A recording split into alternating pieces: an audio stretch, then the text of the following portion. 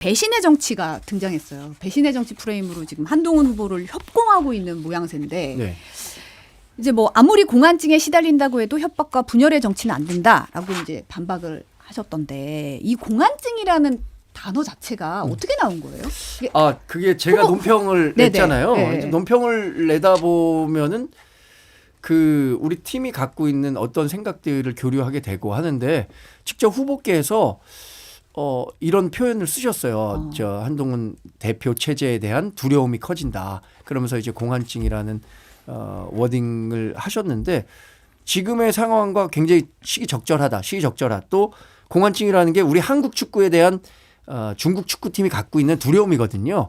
그러니까 지금 어떻게 생각하면 우리 당의 변화와 우리 당의 미래를 걱정하는 사람은 우리 후보, 우리 캠프밖에 없고 다른 나머지 세 분들은 결국에는 한동훈 후보는 안 된다라는 데에만 너무 열중하고 있어서 그런 것들을 이제 뭐 배신자 프레임이라든가 아니면 어대한이라든가 이런 것들을 종합적으로 잘 표현할 수 있는 표현이라고 생각해서 공안증이라는 단어를 쓴 건데 많은 분들이 공감해 주신 것 같아요. 그리고 야당 내에서도 한동훈 대표 체제에 대한 두려움이 있다. 왜냐하면 한동훈 대표 뭐 이른바 뭐 한나땡이라고 민주당에서 얘기도 했잖아요. 그런데 실제로 지난 2월까지는 3월에 뭐 예를 들어서 정권 심판론이 아주 가속화되기 전까지는 한동훈 대표 비대위원장 체제가 굉장히 강력하게 그 유권자의 마음을 흔들었던 겁니다. 그래서 한나땡이라는 표현을 썼지만 이번에도 또 그런 얘기가 나온단 말이에요. 그래서 그런 종합적인 현실들을 고려한 발언이었다라고 말씀드리고 싶습니다. 그러니까 전당대회도 뭐 민주당까지 끌어들일 필요는 없고요. 저희는 뭐 누가 돼도 어쨌든 여당 대표인 것인데, 근데 이제 이건 있는 것 같아요. 이제 약간 지금 와서 지금 앞에 물론 대변인 계시지만 처음에는 이제 아마 최상병 특검 들고 나오면 굉장히 이제 호기 있게 갔단 말이에요. 근데 홍준표 시장도 두 번이나 안 만나죠. 이철호 지사도 안 만나죠.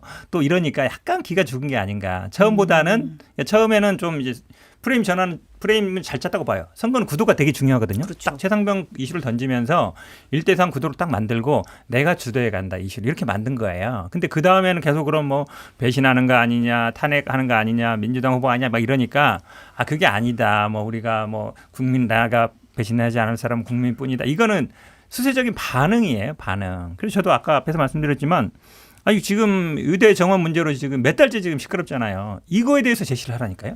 그러면 이슈를 주도해 나가요. 예를 들어서 2,000명 이게 너무 많다든지 이렇게 타협하자든지 아니 몇 년씩 증언하자든지 이렇게 해가면 돼요.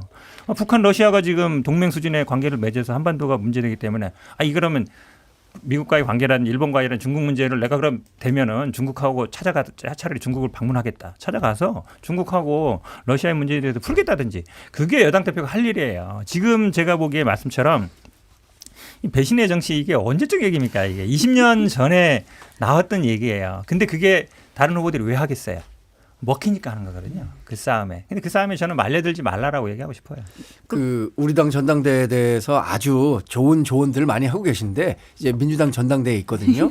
민주당 전당대회에서 어떤 얘기들 오고 가는지 한번 살펴보겠습니다. 물론 우리처럼 지금 경쟁이 치열하게 붙을 것 같지는 않아요. 왜냐하면 뭐 아시다시피 민주당은 지금 이재명 대표의 당 대표 연임이 거의 확실시 되기 때문에 그 사이에서 얼마나 치열한 논쟁이 있을지 모르겠지만 저는 반대로 우리 당이 지금 물론 과거의 프레임에서 벗어나지 못한 측면도 있지만 앞으로 있을 그 선거 과정에서 충분히 당의 비전을 설명할 수 있는 기회들이 있을 거라고 생각하거든요. 뭐 당대표 토론회도 있고요. 지방연설 합동 토론회도 있고 이 과정에서 여러 의견들이 백가정명식 의견이 나올 겁니다. 저는 사실 우리 당이 지금 시끄러운 것처럼 보이지만 잔치집은 이렇게 좀 시끄러운 게 더 낫죠. 좀 시끌시끌해서. 민주당처럼 이렇게 정말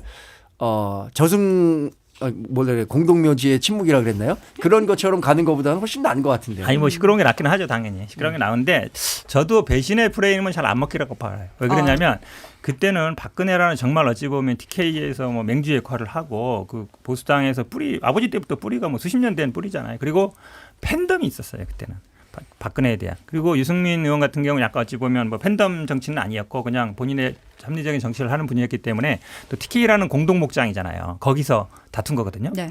근데 윤석열 대통령은 그렇게 뭐 팬덤이 있는 것도 아니고 보수당에서 뭐 뿌리가 있는 것도 아니고 또 TK 목장에 있는 분도 아니에요.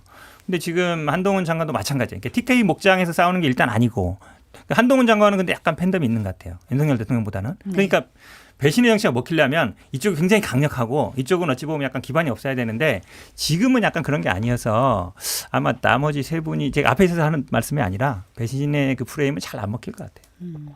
근데 제가 이제, 생각하는 바와 거의 같습니다. 저도 나름 정치권을 지켜본 사람의 입장에서 봤을 때 배신의 프레임이라는 게 거의 일맥상통한 분석입니다. 네. 박근혜 전 대통령이 갖고 있었던 TK 지역에서 전통적 지지 그리고 당시에 박근혜 대통령에 대한 팬덤 뭐 그거에 비하면은 지금 윤석열 대통령을 지지하고 있는 우리 그 강성 지지자들의 강도는 그때보다 훨씬 미치지 못하고 또 하나는 한동훈 그 위원장 후보가 내걸고 있는 기치에 대해서 굉장히 우리 당원분들이 더 열성적으로 지지해주고 있다는 거예요. 뭐냐면 우리는 지키기 위해서 변한다고 했거든요.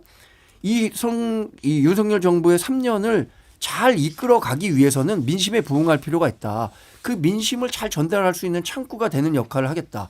윤석열 대통령과 대립각을 세우겠다는 게 전혀 아니다라는 이 메시지들을 그 영남에 계신 당원분들이 훨씬 더 잘 알고 계세요. 예. 그런 아주 굉장히 그 전략적이고 유연한 생각을 갖고 계시다는 점에 대해서 제가 지난주에 한번 그 갔을 때도 놀랐습니다. 다녀오셨더니 네, 그걸 현장에서의 느끼셨다. 반응도. 근데 이제 원희룡 후보의 러닝메이트인 그 이뇨한 의원 같은 경우는 경남 갔다 왔더니 분위기가 너무 다르더라. 우리가 90%로 뒤집을 거다. 어디야 아니다. 뭐 이런 얘기를 인터뷰에서 하셨더라고요. 같은 지역을 방문하셨는데 느낌이 다르신 겁니까? 그 선거에 나선 분이 상황을 보고 우리가 질 것 같습니다. 이렇게 얘기한 사람이 어디 있겠습니까? 이뇨한 의원이 최고위원으로 당선될 거는 저도 뭐 충분히 가능성이 높다고 생각하는데 그 실제로 제가 대구와 부산에서 가서 당원협의회들을 방문해서 느낀 그 열정적인 응원은 분명 표심으로 바로 연결될 거라고 생각합니다. 네.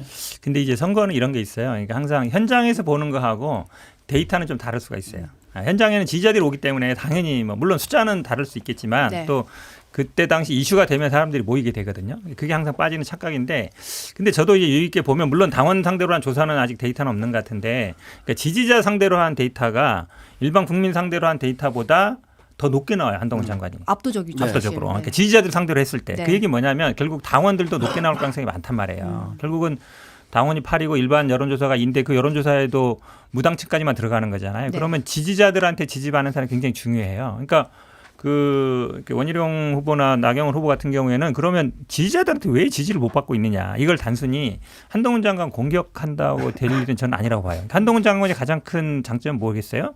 차기 권력의 1순위라는 거 아니에요. 제 지지율 높다는 거거든요. 그게 포인트예요. 그러니까 윤석열 대통령이 이미 갈 사람이잖아요. 그럼 다음에 그러니까 뭐 민주당 입장에서도 그렇고 국내 입장에서도 지지자들은 그럼 다음에 우리가 정권을 재창출할 수 있나? 민주당 입장에서는 정권 교체할 수 있나? 이게 제일 중요한 포인트예요. 이길 수 있는 사람. 그렇죠. 근데 그 부분에 대해서 제가 보기에 한동훈 장관이 이렇게 직접 말은 안 하지만 지금 대선 나간다고 말했다가는 아마 큰일 나겠죠. 그러니까 이제 말은 안 하는데 그런 얘기를 하는 거잖아요. 그게 저는 이제 먹힌다고 봐요. 근데 사실은 이제 여론조사 꽃이 최근에 이제 내놓은 여론조사를 보면 지난달 28일에서 29일 전국 성인 남녀 1,010명을 대상으로 이제 조사한 결과를 보니까 국민의힘 지지층의 75%가 한동훈 후보가 윤심에 반하는 결정이 가능하다고 응답을 했어요.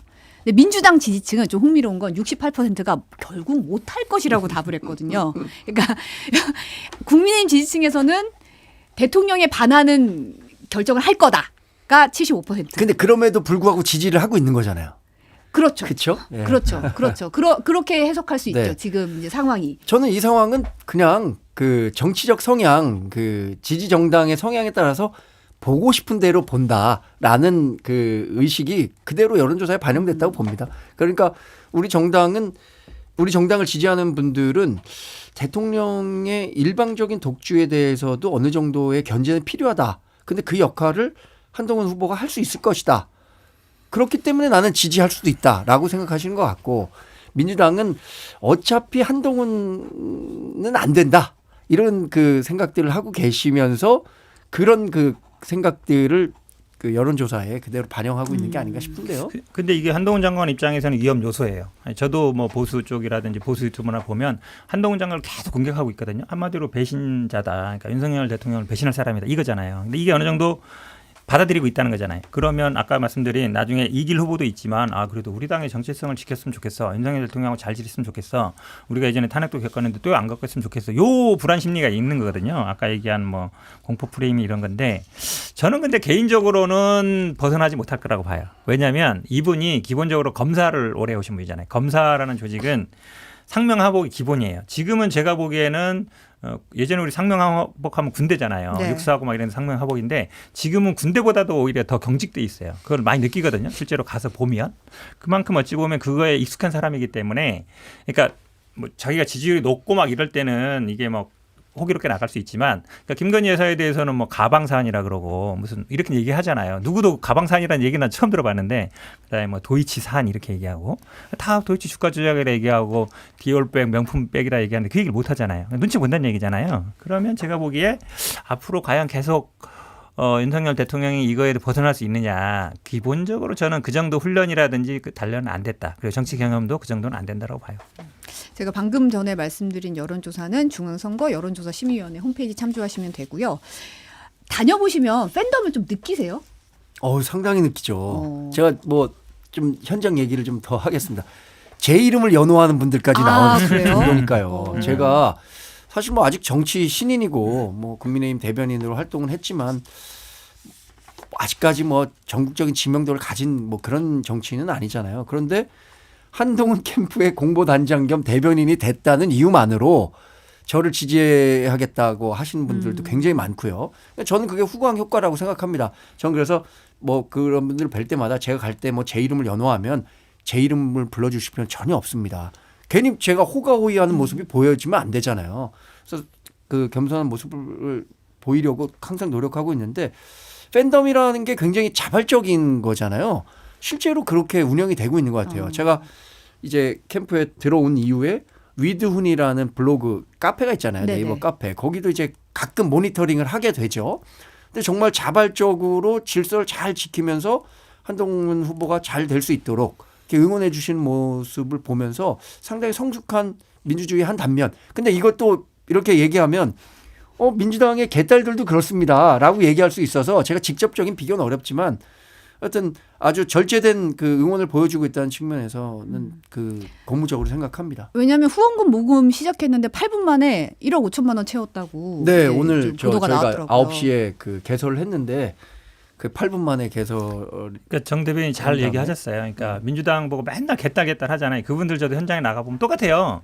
1대1로 오시는 분이에요. 엄마 손잡고 오시거나. 그러니까 막 조직돼가지고 막 옛날처럼 무슨 뭐 깃발 들고 막 차 갖고 오는 사람들이 아니라 두세 명 아는 사람들끼리 그냥 오시는 거예요. 그게 팬덤이거든요. 근데 그거를 계속 그중에는 뭐 개딸이 뭐 어떻게 하는지 붙여있는데 현장에 가보시면 알아요. 저도 언론에 봤을 때하고 네. 현장에 가보면은 서로 아는 사람이 거의 없어요. 서로 모르고. 거의 그러니까 온라인 특성이 그렇거든요. 그렇죠. 온라인 네. 특성에서는 오프라인에서 모이거나 이런 거를 잘 못하게 해요. 그러니까 우리 유명한 이제 제명인의 마을 거기도 보면 오프라인 마인 못하게 해요. 각자 그냥 오는 거예요. 한두 사람이 아니면 자기 친구 데리고 오나 3-4명이 많아봐야 5명 정도예요. 그러니까 그런 걸 보시면 앞으로도 좀 그런 뭐 개딸이 뭐 한다는 저도 그래갖고 이게 우리가 그동안 개딸 전체주의라고 민주당을 비판했잖아요. 이걸 반면교사 삼아서 이 위드훈이가 어떤 그 정치적 결정이나 이런 거에 있어서 지나치게 목소리를 내는 그런 상황은 안 왔으면 좋겠다. 예를 들어서 우리가 민주당을 그렇게 비난했는데 그 모습을 욕하면서 닮아가면 안 되잖아요. 그런 부분들은 후보를 비롯해서 모든 캠프 분들도 굉장히 조심하고 있습니다. 그러니까 제가 말씀드리잖아요. 모르고 한 얘기예요. 모르고. 실제로 모르고 한 얘기예요. 근데 나오셨으니까 네. 아니 일각에서 이 한동훈 캠프가 너무 점조직으로 굉장히 보안을 강조하면서 운영이 되고 있어서 서로가 서로를 모른다. 하는 일을 모른다. 뭐 이런 얘기가 좀 들리던데. 그렇지는 않습니다. 우리가 과거에 당대표 선거를 했던 것처럼 조직을 크게 만들고 정말 뭐 임명장 막 남발하면서 그런 건 안 해요. 그러니까 새로운 정치를 하고 우리 당의 변화를 만들어내겠다는 기치로 나왔기 때문에 지금 대략 한 50명 정도, 50명 정도가 우리 캠프에서 활동을 하고 있고 뭐 팀별로 구성이 잘 돼 있습니다. 그분들과 이렇게 그 유기적으로 활동하고 있지 뭐 점조직처럼 하고 그런 건 회식도 아니에요. 안 한다는 얘기가 근데 있어서. 왜냐하면 그 얘기는 이것 때문에 비롯된 것 같아요. 현역 의원들이 그 지지를 하면 안 된다. 그렇기 때문에 거기에서 활동하는 그 보좌진들도 네. 활동을 하면 안 된다라는 논란이 있었잖아요. 네, 그렇죠. 그것 때문에 조금 조심스러웠는데 처음엔 당 선관위에서 이렇게 명확하게 그런 활동이 충분히 가능하다라고 했기 때문에 그 이후에는 뭐 아주 비밀스럽게 운영된다 그러지는 않습니다. 저는 그게 좋은 것 같아요. 왜 그러냐면 이게 이준석 대표가 이제 보여줬잖아요. 그렇죠. 몇 명으로 하고 자기 혼자 다니면서 하고 이러는 게 전당대회 하면 항상 뭐 민주당도 그렇지만 뭐 돈봉투, 조직 동원, 막 버스, 그다음 말씀처럼 회식처럼 막 사람들 집단으로 모아놓고 밥 먹고 술 먹고 이게 어찌 보면 과거의 이제 구태란 말이에요. 그럴 필요 없거든요. 근데 이제 한동훈 장관이 그래도 후보가 방송에 좀 나오시던데 더 많이 나와야 된다.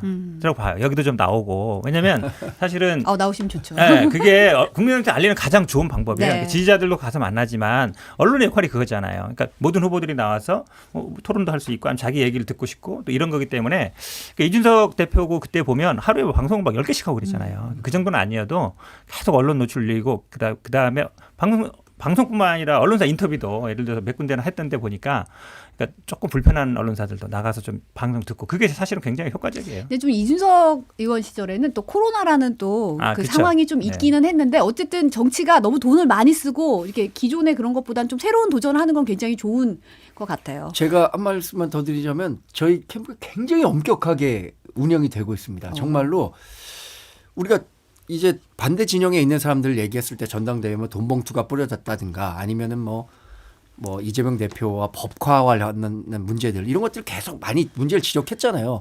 그러니까 춘풍추상의 자세로 캠프를 운영하고 있습니다. 정말 우리는 투명하고 깨끗하게 이 캠프를 운영하겠다라고 해서 저도 깜짝 놀랐습니다. 이렇게 이 깨끗한 정치도 가능하겠구나. 새로운 모습을 보여주고 있다는 측면에서 제가 단장 겸 대변인으로 자신 있게 말씀드리고 있습니다.